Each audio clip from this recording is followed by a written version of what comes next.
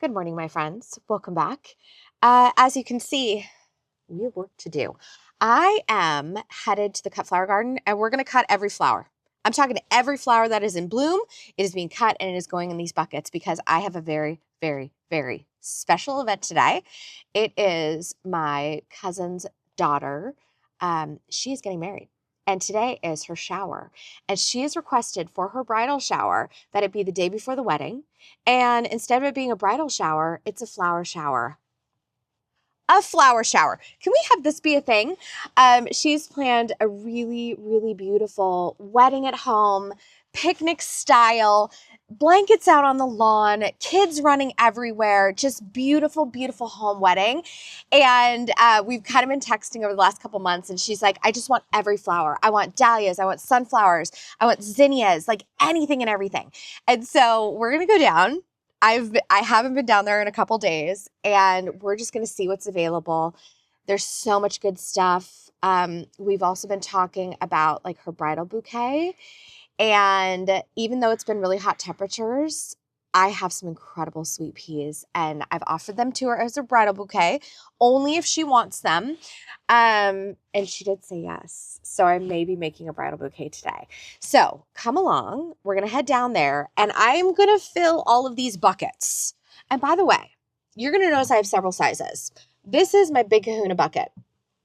This is going to be my Rudbeckia, my echinacea, things that I am picking on a really long stem. This is these buckets. And I have like, I don't know, how many, 500 Rudbeckia? How many Rudbeckia do you think I have? I have 1 million Rudbeckia. I'm going to fill all 3 of these buckets with Rudbeckia. It's going to be glorious. By the way, her bridesmaids are wearing blue and she wants just a rainbow of colors. But I thought having this deep golden shot into everything would be really awesome. Now these buckets are for my mid-height florals. So without much further ado, let's see what I can find in the garden. We are cutting florals. We're going to cut some greens, anything that I can find that isn't nailed down. We're getting after it. So first thing on my radar is actually this flowering oregano. I was walking up to the front door last night and I was like, that actually would be gorgeous in a bouquet as like a little frothy filler. So I'm going to cut a ton of this. I also have rosemary behind it. And so I'm going to cut some of that because that might also be a really fun filler amongst all of the florals because you really do always need some sort of green to give that bouquet like structure and heft. I like using my smaller buckets for things with short stems. And this will be great. I'm going to fill it with cool water. Also, temperature check, it's 55 degrees. We're up early, and this is when you actually want to be cutting your flowers. You don't want to be out here in the heat of day cutting your florals. That's going to lead to disaster. The event is today, so we're up early. We're cutting these, cool water, and then I'm going to store them in the shade until it's time to load my car to head to the event. Most florists actually have a floral cooler because keeping flowers cool is the name of the game. It's literally how you get them to last until your event. So if you're doing this a couple days before, they need to be cool, they need to be in the shade, they need to be somewhere where they won't wilt in the heat. Okay, so I'm taking this oregano like way down and I'm stripping off all the leaves that will be below water. The bee is like, what are you doing? The other key is you really want to make your cutting above a leaf pair. I just find it so much better. So I'm going to get after it. And these are all leggy and kind of bloomed out. By the way, when you are working with florals, you really want to cut into a clean bucket. So these are all brand new buckets. I went out last night. I just needed a bunch of new ones. I feel like I'm constantly running through buckets. After you're done with your flower arranging, scrub it out. You don't want any bacteria in this because it just won't give you the longest face life for the flowers and greens that you're cutting. By the way, this is Greek oregano. It's one of my favorites. It always flowers right now. And I simply give it a buzz cut and then it's gonna push out all new growth. This is like the best and easiest filler for a floral arrangement. And it also smells delicious. You guys, this is why you plant little things in your garden that you can snack on when you're working. This is an alpine strawberry called Alexandria. They're so good. We have the most giant bumper crop this year. So good. I also have some really great rosemary with these beautiful spikes. And I'm going to take this down as well, and I'm going to add it to my little bucket of herby fillers. I'm actually going to go deep on this. Oh, I might need my Falcos. Man, that is good looking. It's got good texture.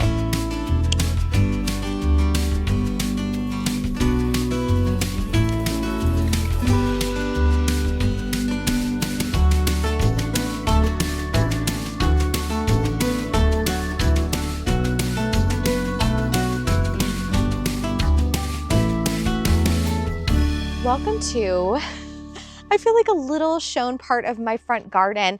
I have a little kind of stand of Penacetum. This is Penacetum Carly Rose. And I was just thinking, actually, Brian is the one who was like, what about that grass there? And I was like, actually, that'd be super cute. It's like frothy and airy. It's got some beautiful color to it. And it should last in the vase for like a week. And so I don't want to take all of my plumes, but could I reduce them by half? Maybe. So let's just start cutting and see where we end up.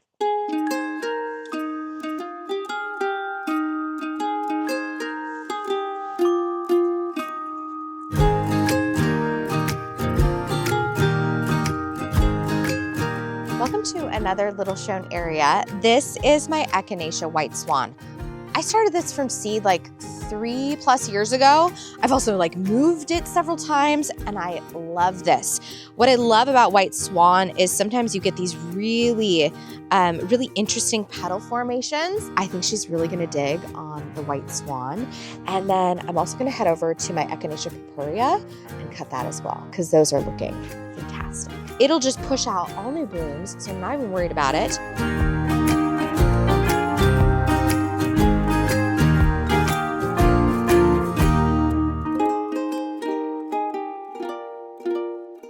So I'm not going to cut this one right here because this bee is like comatose.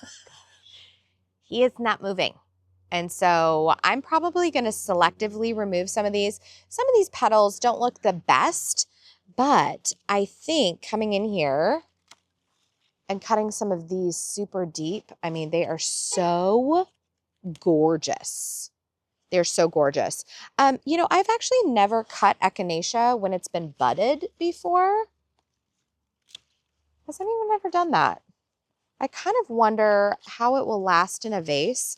I have a feeling, gosh, you know what? I have a feeling the stem is going to droop. Because look at this. That's not going to last. This is like a zinnia, I think. So zinnias, when you cut them, you want like a nice stiff stem. Otherwise, it'll just droop. I think in echinacea, look at that movement. I don't think this is going to be good. Okay. All right. We learned something today. Also, my Echinacea Papuria at this point is almost at weed status. It is so prolific. And I know like the more I cut, the more it's just going to keep blooming out. So I'm not afraid of taking a lot of these back. The only reason I wouldn't cut some of them is for like deformed petals, like that have been like deformed, meaning like chomped on by creatures. So, because I don't want that for her wedding flowers. Welcome to the sweet pea tunnel. Oh my gosh. Okay, good news and bad news. Good news. I have 1 million sweet peas. Bad news. I also have aphids. So here's what we're going to do. This clump is covered in aphids. So all of this stays. And also, it's been hot, and so sweet peas don't like the heat. So I'm actually, you know what? I'm really impressed with how many sweet peas I have. So we're going to go through, we're going to selectively cut. I'm thinking I might also cut like the tops and get some tendrils because that might be really pretty in a bouquet. These ones I'm putting in my little glass mason jars because they're just naturally going to have shorter stems. I mean, some of mine actually have quite a robust stem on them, but they're not going to be in like a giant bucket. So that's also why I have several different sizes. Thank you, assistant. Here we are. So I'm just going to cut and keep filling and filling and filling. And I'm going to concentrate. I think I'm going to do a couple little guys filled with whites and light pinks and peaches. Actually, her bridesmaids are wearing blue. So I might do a jar of blues and violets because that also might be really pretty.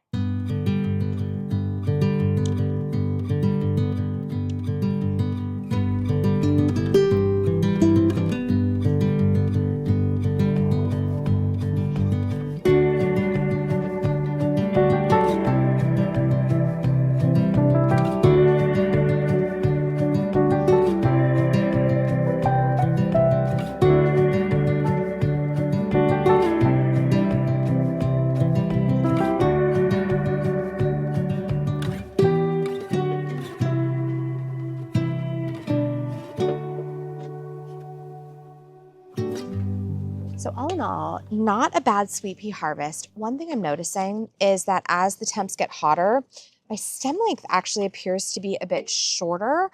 Also, some, and not all, but some, like this variety here, this is clotted cream. Clotted cream was one of my favorites, but it is completely overrun with aphids. Meanwhile, and Royal Wedding is too. Oh, the irony. But Frilly Millie, for example, she's fine. So I kind of almost wonder if aphids prefer certain varieties of sweet peas, but all of these ones are clean and lovely and ready to go. So in terms of florals, just knowing what I know about my cousin's daughter and colors for the wedding and all of that, I'm going to steer clear of like the bold in your face reds. I did pick some burgundy sweet peas because I thought that was kind of pretty. She could use them, she could not, whatever works. So I think I'm going to cut heavily on my coral zinnias. I also have some deep raspberry zinnias that I think would look just insane with my Rudbeckia.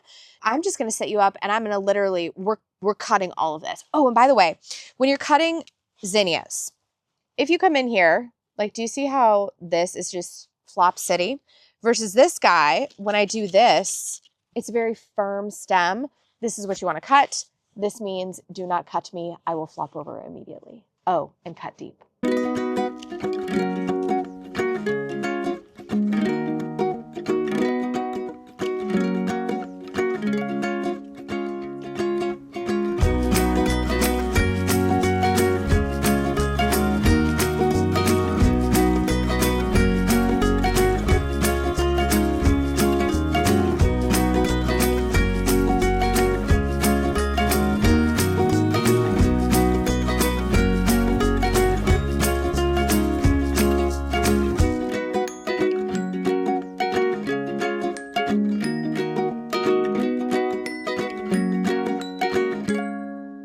This is kind of a fun patch for me. This is a lot of the Florette series. So I'm growing Alpenglow and Precious Metals. And then here are the Zinderella series. So I have Zinderella Peach, Zinderella Lilac. And this is kind of a good experiment for me because not all of them come as like a double. Some of them are very much a single. And then down here, we have one of my favorite series, which is the Queenie series. So I have Queen Lime, Queen Orange, and Queen Red. They are so fun. And then at the very end, I have one called, I think it's called Senorita. And it's more like spiky and interesting. But all of these beautiful Florette babies are going to her wedding. And by the way, Brian is secretly afraid that I will have nothing to show in my July garden tour. But at the end of the day, I feel like a happy bride is well worth a teeny tiny garden tour. So we're showing it here in all of its glory before I chop it all down. This one is so cool. Okay, you guys have to see this. This is so cool. It's like it totally got deformed, and instead of it throwing like one floral, it's like four. It's like three, yeah. Three that are fused together. How amazing is that? So gorgeous. I love it. I also have these drumstick alliums that are about ready to just completely blow open. And I think I'm going to cut a few of these just to see if she wants to play with them because they're super cute and fun. So in these go as well. This is Queen Lime Orange, and I think this has to be one of my favorite zinnias. It is massive. Can I tilt it to the side? Look at this thing. And it just fades from this limey center down. I mean, this is like sunset in a flower. She is gorgeous. So my dahlias aren't quite at that like peak popped level. I just only have a few that are showing blooms. So I'm going to cut some of this variety. It is supposed to be Joey Winnie or Jowie Winnie. It's not. It's a random pink. But this dahlia is looking gorgeous. This is my Dan Hinckley dahlia. This one is called Starry Night. It is so pretty. It is so dang pretty. And so I'm going to cut on this, and I'm going to cut it real deep, and hopefully it will rebloom in time for my garden tour next week. It should just love being clipped back though. So wish me luck. Wow. Those are so pretty. This is gorgeous. It's like white in the center, and then there's a bit of blush on the back. I'm going to leave these ones though, because this bee is so happy. There was a bee on this one, but it got so drunk with pollen, it actually fell on the ground. Do you see him down there? Where is he? Oh yeah, here he is right here. Do you see him? He just like got super drunk off the pollen and fell off the flower onto the ground. I've never seen that before. It's time for the main event. I'm going to go ahead and cut at least 2 buckets of Rudbeckia. If I have more, then I will do more. But I want kind of like a mass of flowers for her to pull a color theme all the way through and make everything feel really cohesive. So I'm going to try not to bother the bees because they are literally covering the Rudbeckia. And I'm going to come through and take everything with a really deep cut. Also, it's starting to splay out in the middle, which is totally natural. And so this will help kind of lighten the load a little bit.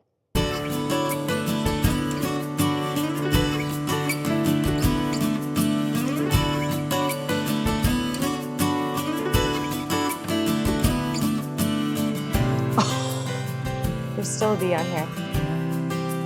I'm probably gonna make some bees mad today. Sorry, guys. Oh. There's a bee on that one too.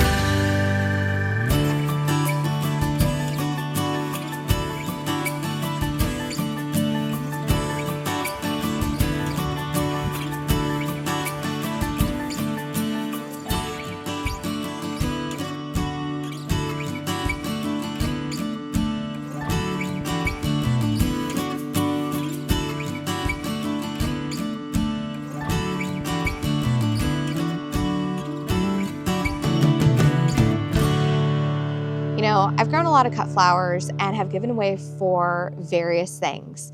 New homes, new babies, just because bouquets, hostess gifts, and sadly, several funerals. However, this is the first time I am getting to donate my cut flowers to a dear friend and family member's wedding. And I am thrilled.